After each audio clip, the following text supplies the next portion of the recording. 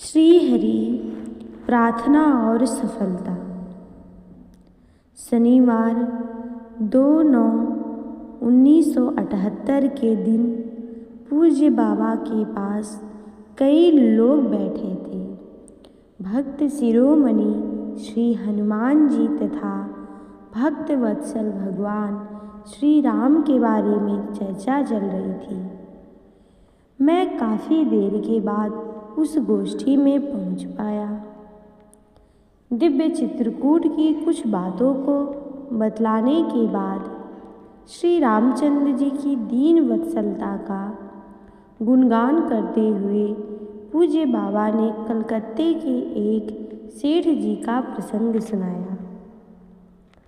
घटना उन दिनों की है जब श्री राम प्रसाद जी दीक्षित फैजाबाद जिले में न्यायाधीश थे।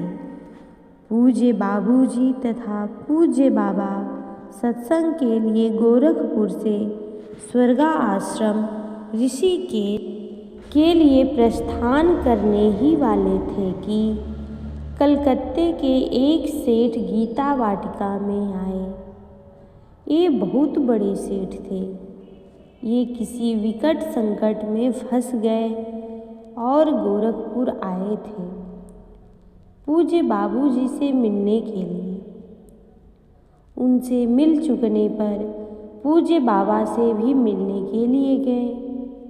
वे सेठ जी पूज्य बाबा से कहने लगे, मैं एक बड़ी विषम परिस्थिति में फंस गया हूँ। यह विषम परिस्थिति 10-12 दिन के अंदर ही विपत्ति का रूप धारण करने वाली है।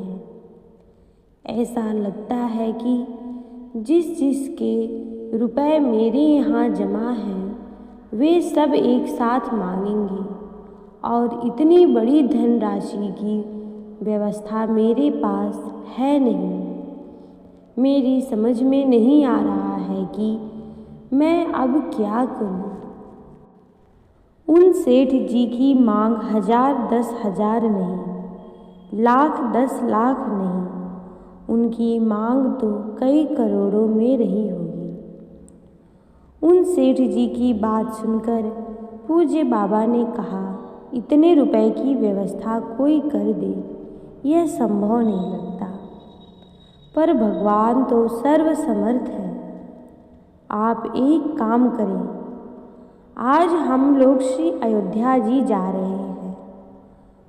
जा तो रहे हैं हम लोग ऋषिकेश, पर अयोध्या में श्री जज साहब के यहाँ भिक्षा करके फिर ट्रेन से ऋषिकेश के लिए प्रस्थान करेंगे।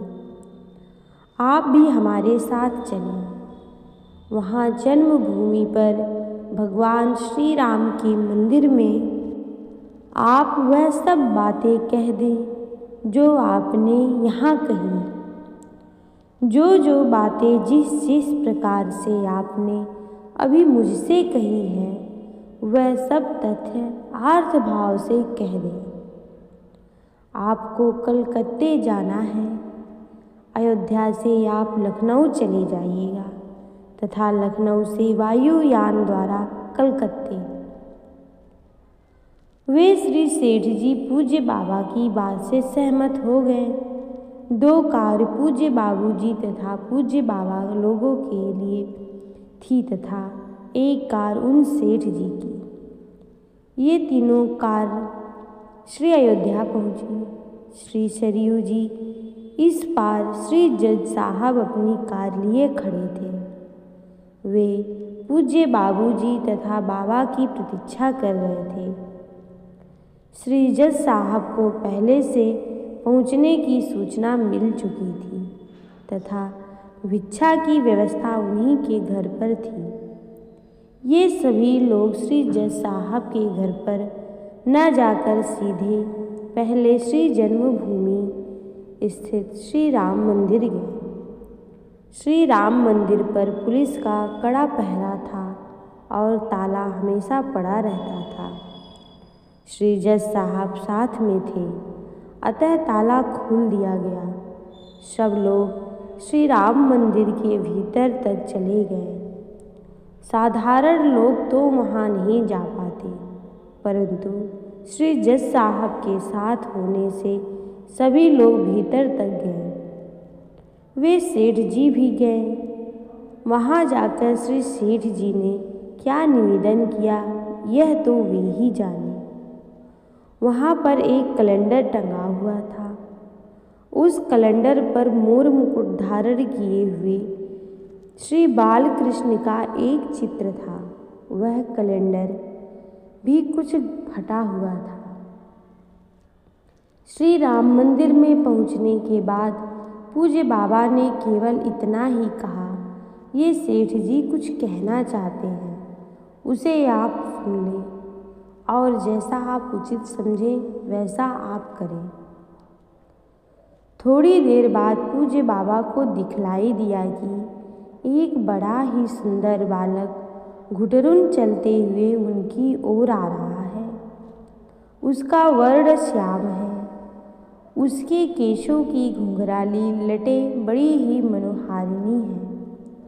उसके मुख की आभा अलौकिक है।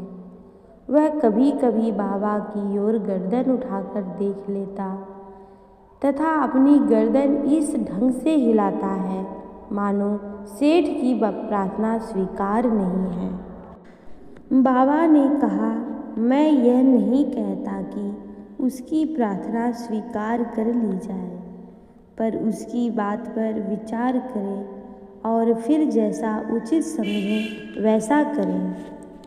पूज्य बाबा के द्वारा ऐसा निवेदन होने पर वह बालक अस्वीकृति का संकेत देने वाली शैली में अपनी गर्दन हिलाता रहा। श्री राम मंदिर का दर्शन करके सभी लोग बाहर चले आए। पूज्य बाबा को ऐसा लगा मानो उन सेठ जी की प्रार्थना स्वीकृत नहीं हुई। इसके बाद पूज्य बाबूजी और बाबा तो अयोध्या से ऋषिकेश चले गए और वे सेठ जी कलकत्ता। बहुत बाद में पूज्य बाबा को पता चला कि उन सेठ जी की सारा काम बन गया था। जिस ढंग से वे अपने लेन देन का काम सलटाना चाहते थे, ठीक उसी ढंग से सारा काम बन गया। उन श्री सेठ जी की सामाजिक प्रतिष्ठा पर तनिक भी खरोंच नहीं आई। श्री सेठ जी की उलझी बात सुलझ गई थी।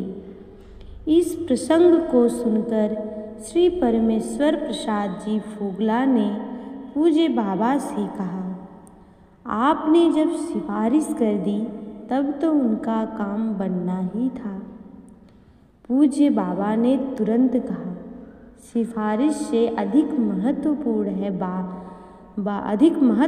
बात है आर्तभाव से प्रार्थना करना तथा सच्चे मन से भगवान के आश्रित होना। ऐसे शरणापन भक्ति व्यक्ति को कभी निराश होना नहीं पड़ता। उस समय कुटिया का वातावरण बड़ा भावार्थ हो रहा था।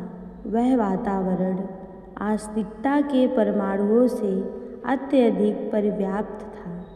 जय जय श्री राधे।